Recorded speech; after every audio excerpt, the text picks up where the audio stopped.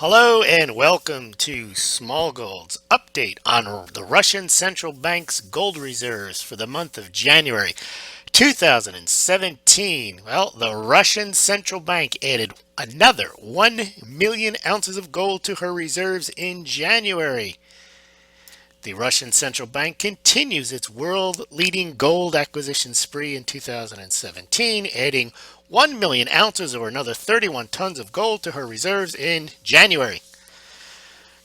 As of the end of January, Russian Central Bank gold holdings were at 1,645 tons. Russian Central Bank has added nearly 200% more gold to her reserves than the People's Bank of China over the past 12 months. Overall, Russian reserves grew from 377 billion in December to 390 billion in January. Before we get started, we're also going to compare not just Russian gold reserves to Chinese gold reserves, but also just the overall reserve situation in China and Russia with respect to overall foreign reserves, gold reserves, and U.S. Treasury. So we'll get to that as we go further into the podcast. We have some charts to show you, but let's stick with gold for now. So in 2015, the Russian Central Bank added 208 tons of gold, or about 6.7 million ounces. Last year in 2016, the Russian Central Bank added another about 200 tons of gold, or 6.4 million ounces, and they ended 2016 with 1,614 tons of gold on their balance sheet. And they started out January with another million ounces, or another 31 tons, bringing their total to 1645. That's about 53 million ounces of gold in reserves. Here's a chart showing how they've been adding gold since June 2015 from 1281 all the way up to 1645, tacking on another million ounces of gold.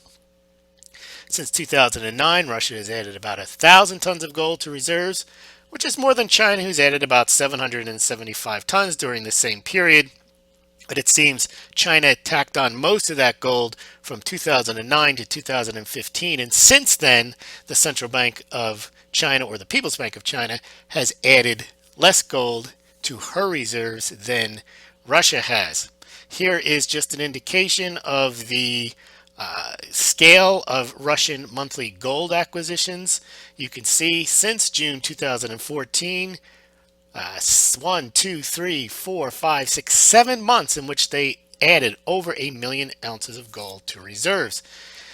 During that time period, from June 2014 to December 2016, Russia has added 18.2 million ounces, or 566 tons of gold. That's a lot of gold in a year and a half. By the way, if you want to add gold to your own central bank, you can do so through Smaulgld via the links below and through the links on the Smaulgld website and the banners. We have affiliate arrangements with SD Bullion, BGASC, Golden Eagle Coins, JM Bullion, Money Metals Exchange. If you buy your precious metals, it is through Smaulgld. It's not investment advice. It's only as if you have made the decision after your consideration that it's right for you. But if you are going to buy gold or silver, please do so through the Smaulgld site, because you pay no more, no less than if you visited those sites directly, and you help out Smaulgld because we get a small commission. Also, you can compare pricing and shipping at these sites and buy your gold and silver that way. Also, if you're interested in helping Smaulgld out without buying anything, you can donate directly via Bitcoin at the links below, and also via PayPal, and you could become a Patreon as well. All the links are on the website and also below this podcast. And here's just an example of, I didn't update it this month only because China hasn't added gold the last couple of months, but you could see the red represents Russia and the blue represents China, and Russia is just, in the last 6 to 8 months, is just adding far more gold to reserves, as China is shedding reserves in general, selling treasuries, selling foreign reserves, and we'll show you a chart in a second how they are dropping the reserves while Russia is building their reserves. Two totally separate types of economy. Russia is primarily a oil producer, and China is a manufacturer and exporting country, and also China has massive trade with the U.S. and Russia basically has little to none, not just because of the sanctions, but because they sell oil and the United States doesn't get their oil from Russia. They get it from domestic production and from Saudi Arabia and other OPEC nations. But let's look at where Russia ends up now with the recent addition. They're still in sixth place in the top 10, but they're closing in on China. And if this continues in about a year or two, if Russia continues to add 200 tons a year and China 50 to 80 tons, then Russia will end up in fifth place. Overall reserves. Now, Russian overall reserves grew about 5% since last year, and this is quite remarkable for an emerging markets country after all the turmoil over the past year, the rising dollar, the lower oil prices. Russia still managed to add overall reserves, and I've made a chart here. You can see that their reserve position is about 390 billion, which is not bad for the size of country that it is. Their gold value, they list at their 53 million ounces, they list is worth about $63 billion, and that's about 16% of their overall reserves. Now let's take a look at China, though. China's going the other way. China sold over $1 trillion of its reserves to protect the yuan, basically in the last year, while Russia has stabilized its foreign reserve position.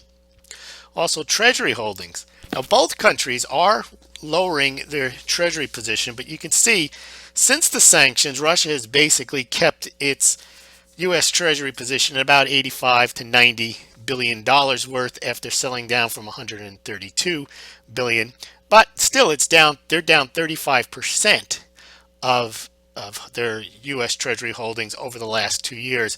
China is only down about 17%, but it represents a far bigger number. They've sold hundreds of billions of dollars in U.S. Treasuries. And Russia basically only has about less than 10% of the amount of treasuries that China has. I mean, they have 86 billion, and China still has over $1 trillion worth of treasuries. As of these numbers are as of December 2010. Those are the most recent updates that we get from the U.S. Treasury. They're usually about 2 months behind. Also, Russia is, like China, a major gold producer. China is the #1 gold producer, the #1 gold importer, but Russia is number 2 or 3, depending on what's happening in Australia in terms of production. They sell gold to China, but they also basically buy up their own gold production and put it in their reserves. You can see the amount of tons mined over the past few years and how much they've been adding to reserves. They're eating up an increasing amount of their production and then selling off the remainder that they have left to China, it looks like. And that's about it.